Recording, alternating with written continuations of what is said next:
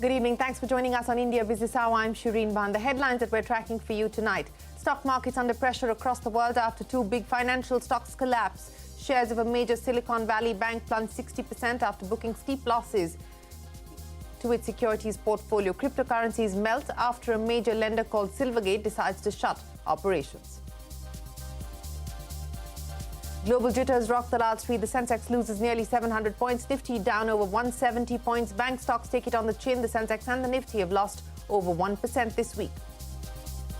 HUL appoints Rohit Java as the MD and CEO for 5 years with effect from the 27th of June. Currently serving as Unilevers Chief of Transformation, the 57-year-old Java will succeed Sanjeev Mehta, who will retire after a decade at the helm. The first IPO from the Tata stable in close to 2 decades is coming soon. Tata Technologies filed its IPO papers with SEBI. The IPO would see parent Tata Motors and others offload over 23% stake. Market regulator SEBI proposes that mutual funds trade through their own terminals off foot broking expenses. Sources say the proposal is still at a discussion stage. Asset management companies are protesting this move as it will hit their profit margins. That's a money control exclusive. India and the US sign a memorandum of understanding to establish a collaborative mechanism on semiconductor supply chain resiliency and diversification. US Commerce Secretary Gina Raimondo tells CNBC-TV18 that she sees great synergies with India on chip design and technology. Xi Jinping secures an unprecedented third term as president from China's largely ceremonial parliament, which voted unanimously for the 69-year-old leader. Xi was also named commander of the 2 million-strong People's Liberation Army. Russian missiles pound Ukraine, damaging critical infrastructure and residential buildings in 10 regions. Ukraine claims to have shot down 34 cruise missiles and 4 drones. Facebook's parent company Mehta is hashing out a plan to build a standalone text-based app that can rival Twitter. The move comes at a time when Twitter is struggling to maintain its user base due to the chaos under new owner Elon Musk.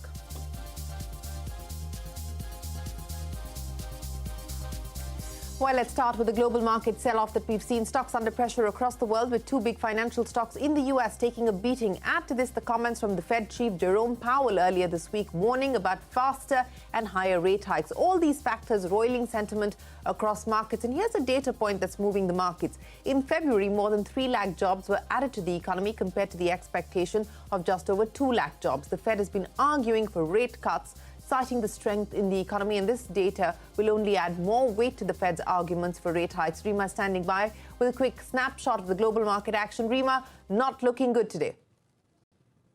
No, absolutely not. In the Asian market picture, you had Hang Seng down 3%. The Korean markets dragged lower by 1%. The Hang Seng Chinese markets down nearly 1.5%. Well, there were two key events which took place, two financial accidents. The first one is SVB Financial, which is the parent company of a Silicon Valley bank, which largely banks tech startups. And SVB Financial plunged 60% yesterday. This is the lowest level that the stock is now trading in since September of 2016. The second big event was Silvergate Capital, and this is a US crypto-focused bank, which saw a decline of 42%, as they said that we are voluntarily winding down operations and we are also going to liquidate. So these were the two big events which took place yesterday, and this caused a ripple effect across the rest of the financial space. So take stock of the banking stocks. KBDW. This is the banking index. It's a benchmark banking index. It holds about 24 of the financial stocks, and it was down 7%, the steepest drop that we've seen in financials since June of 2020. What is the market worried about? The market is partially worried about potential losses in the huge bond portfolios held by other US banks as the interest rates have gone up, and they're also worried that the frothy corners of the market, the tech and the crypto space, could come under pressure. Remember, the SVB Financial caters to the tech startups, while Silvergate caters to the cryptos. And these are the two frothy areas in the market. Let me also point out a tweet which came in from Uday Kotak of Kotak Mahindra Bank. And he says the overnight developments in the US banking system. Analysts, investors underestimate the importance of financial stability for the balance sheet of a bank. When interest rates move up by 500 basis points from zero in 1 year, an accident was waiting to happen somewhere. And that's what we had. Well, Rima, many thanks for joining us. That's the global picture across Asia, but global market jitters rocking the Lal Street as well. The Sensex down nearly 700 points and the Nifty down 170. Bank stocks saw major cuts as investors turned cautious, with the bank index losing 2%. Before the week, the Sensex and the Nifty are down about 1%, and the Nifty Bank is down 2%. But this is the big story. The first IPO from the Tata stable in close to 2 decades is coming soon. Tata Technologies has filed its IPO papers with SEBI. The IPO will see parent Tata Motors and others offload over 23% stake. Sonia joins us now to give us a lowdown on the company. Sonia. Well, it's a big day for the Tata Group. Tata Motors' wholly owned subsidiary Tata Technologies has filed a DRHP with the SEBI for an IPO. Now, this is important because this will be the first IPO from the Tata Group stable after 19 long years.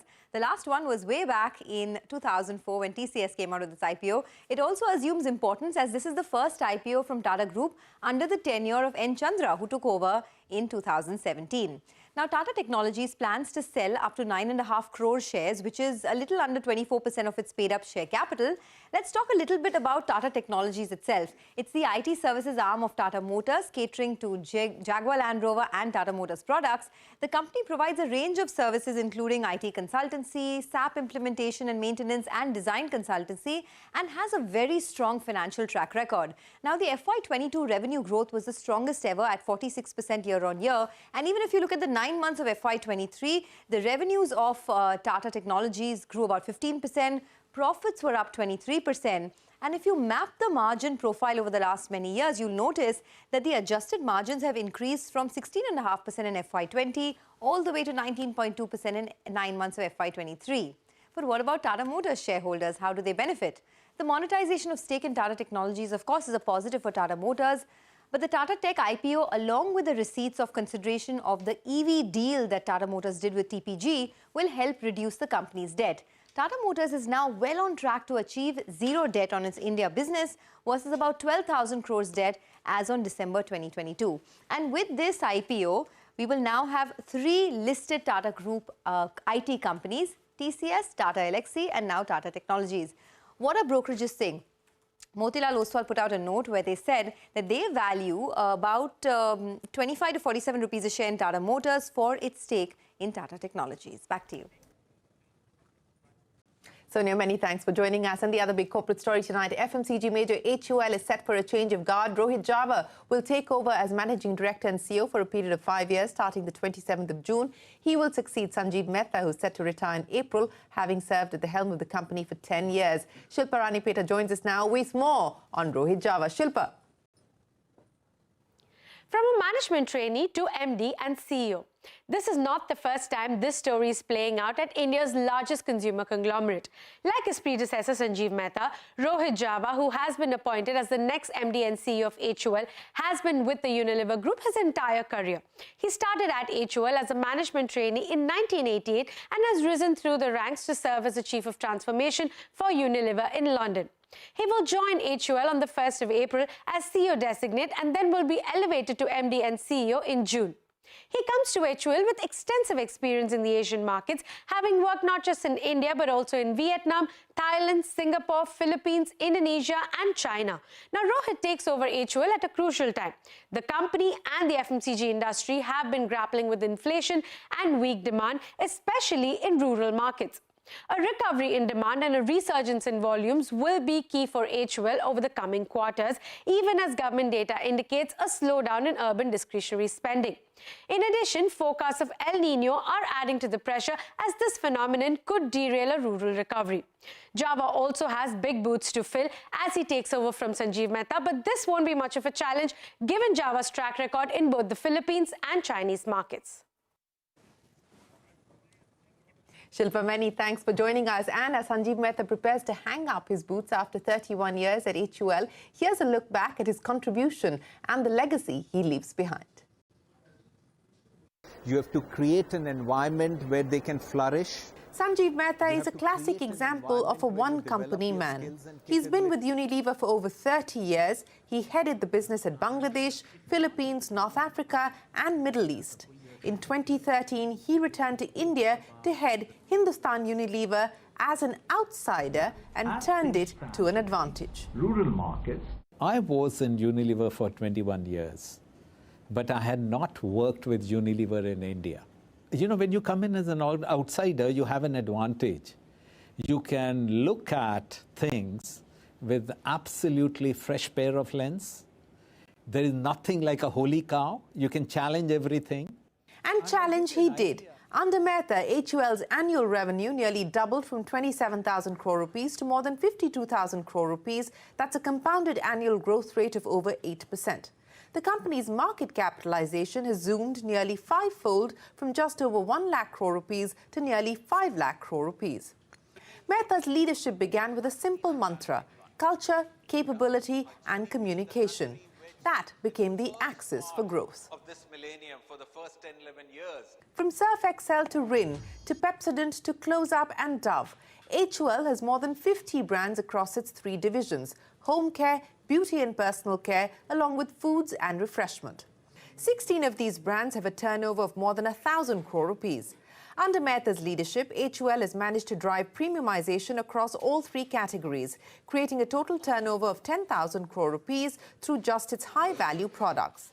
But that doesn't mean that non-premium categories have been ignored. You look at growth is straddling the price-benefit pyramid. We have ensured that we occupy all the benefit space and all the price points in all the big categories. Soon after Mehta took charge, HUL rolled out a new strategy for growth called Winning in Many Indias.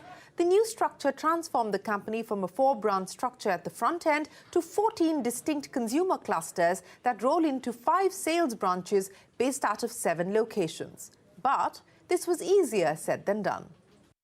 Winning in many Indias is recognizing that India is not a homogeneous entity. It's a very heterogeneous entity. If you travel across India, you will find that the language, of course, is different, the palate is different, the traditions are different, the category evolution is different, and in many cases, our competitors are different. Mehta was not content with organic growth alone. In 2020, the company acquired GlaxoSmithKline's consumer healthcare business. With this, iconic brands like Horlicks, Boost and Maltova joined the HUL empire, making it the largest food and refreshment business in India. But more importantly, it's opened new doors for the company. At some stage, you will see us unfolding, which is a big thrust for Unilever globally, is the space of vitamins, minerals and supplements. Mehta has also been preparing HUL for a significant digital transformation. The area which occupies the maximum amount of my personal time is reimagining HUL. As Sanjeev Mehta gets set to retire, he leaves his successor, a company with more than 50 successful brands and several businesses. A business where culture is the key connecting tissue and one that breeds high performance. In New Delhi with Sundar Rajagopal, this is Shireen Bhan. Well, the end of a significant decade there for Sanjeev Mehta at HUL. Sources say market regulator SEBI has proposed that mutual funds trade via their own trading terminals or foot broking expenses. However, the proposal is only at a discussion stage. Santosh Nair is standing by with the details. What's being proposed? What's the industry reaction, Santosh? Well, what the SEBI is proposing, Shireen, is that so far the broking charges which mutual funds used to pay when they buy or sell shares in their equity portfolio, that was outside the total expense ratio which the mutual funds charge their unit holders. Now, what SEBI is saying is that this should become part of the total expense ratio, should be included within that.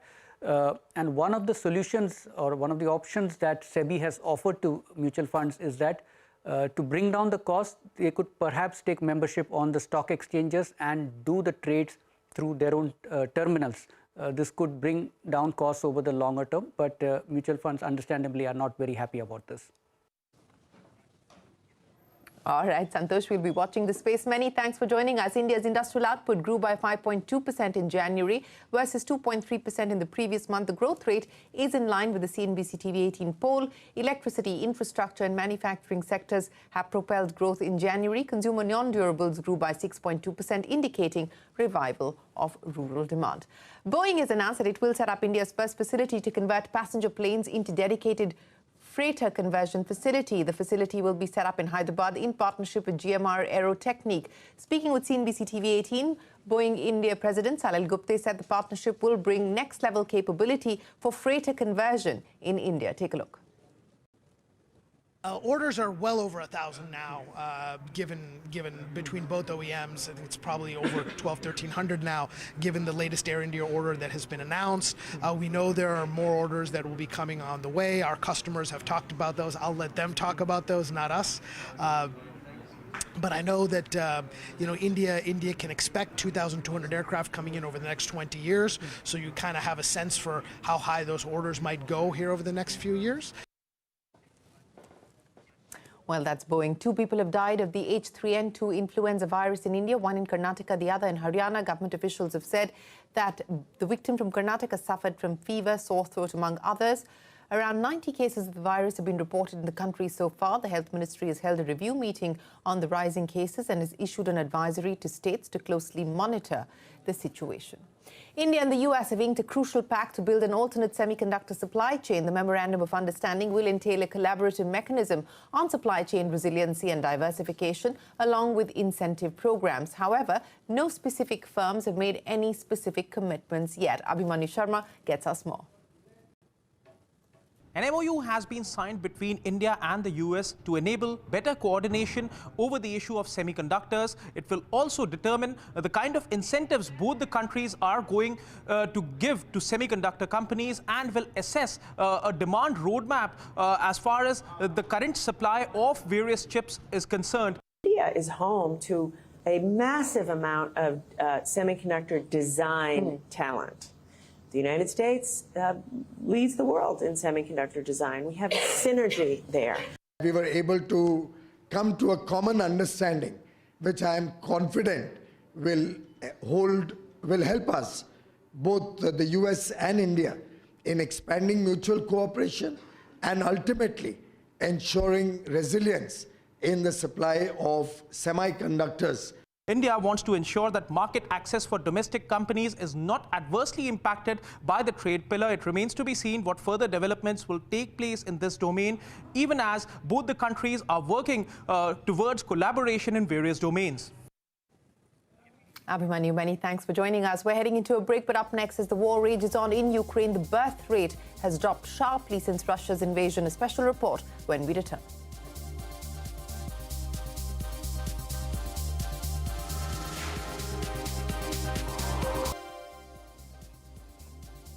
The proposed Digital India Bill, aiming to replace the Information Technology Act, is likely to be revisited in the need for safe harbour protection for intermediaries. The bill will also provide for moderation of fake news and will regulate algorithms and addictive technology. Ashmit Kumar joins us now to explain what all of this could lead to. Ashmit. Well, the digital regulation framework in India is likely to witness a big reset in the months to come. And a big part of this reset is the proposed Digital India Act. Now, the Digital India Act is being designed to replace the existing Information Technology Act of 2002. So, what should one expect from the new law regulating the digital space? Well, firstly, the government is not quite happy with what it terms as concentration of market power in the hands of a few big tech companies. The Digital India Act will try to address this to ensure that big tech players are not acting as gatekeepers. With the government aiming to keep big tech companies from gaming the system, expect stiffer regulations as well as rules. Second big takeaway. Now, currently, Section 79 of the IT Act provides intermediaries protection from being sued for third-party content, or in simple words, user posts. Government is now asking the question, do all intermediaries need this protection like under Section 79 of the IT Act? The Digital India Act, we understand, is likely to revisit the need for this very protection. The third big takeaway is the sheer scope of the Digital India Act. The bill will regulate all entities in the digital space, including social media companies, e-commerce firms, search engines, gaming companies, telecom companies, OTT platforms, as well as artificial intelligence. Now, the fourth big takeaway, this is the new ground that the new law will be breaking. Previously unregulated areas being brought into the regulatory fold.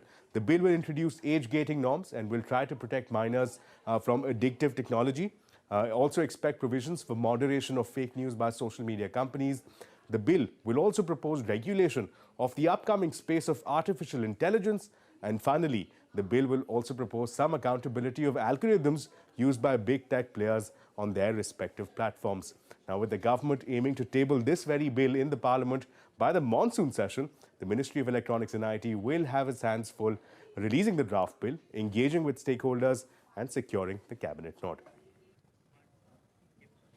Many thanks, Ashmit. Facebook's parent company Meta is hashing out a plan to build a standalone text-based app that can rival Twitter.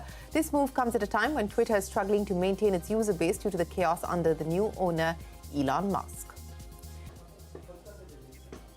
A gunman shot dead 8 people at Jehovah's Witness Service Hall in the German city of Hamburg before killing himself. Chancellor Scholz described the shooting as a brutal act of violence.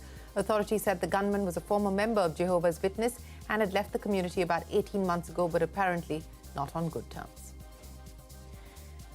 Shia-dominated Iran and Sunni-dominated Saudi Arabia, arch rivals in the Islamic world, have agreed to re-establish ties and reopen embassies within 2 months. The agreement comes after talks were held in Beijing. Russia has launched its first missile wave on Ukrainian cities in weeks. The missiles killed at least 9 civilians and cut electricity supplies across several cities.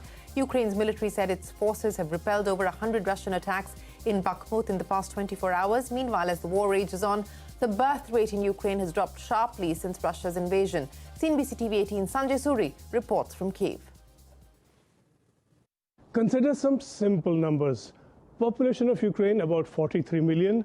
Of these, about 8 million left after the invasion, though there is now a trickle of a return. But of those who left, almost all were women, because men have limits on leaving because of conscription.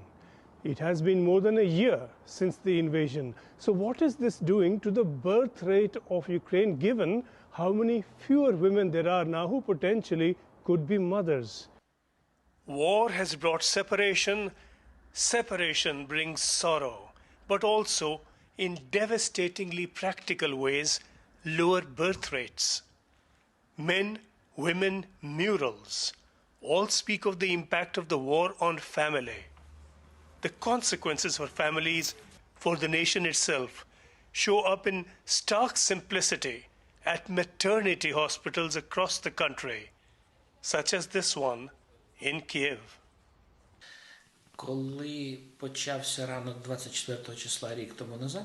On the morning of February 24th last year, we had 17 births in our delivery room.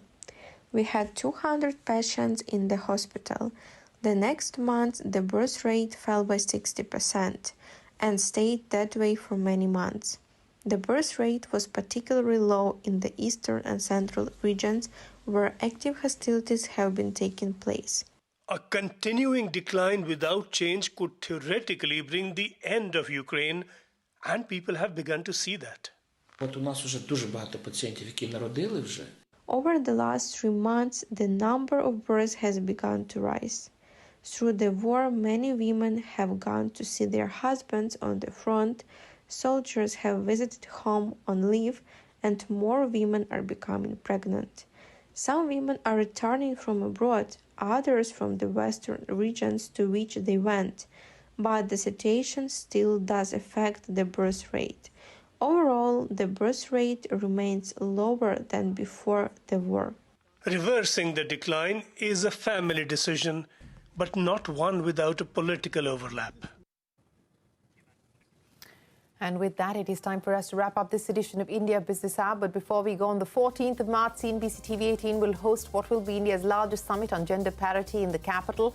Women leaders from all walks of life will join us to brainstorm and ensure that we take decisive steps to bridge gender inequality. The event starts at 4:30 p.m. on the 14th of March, and we bring you live coverage right here on CNBC-TV18. And we leave you now with our anthem for our Future Female Forward campaign. Enjoy, and thanks for watching.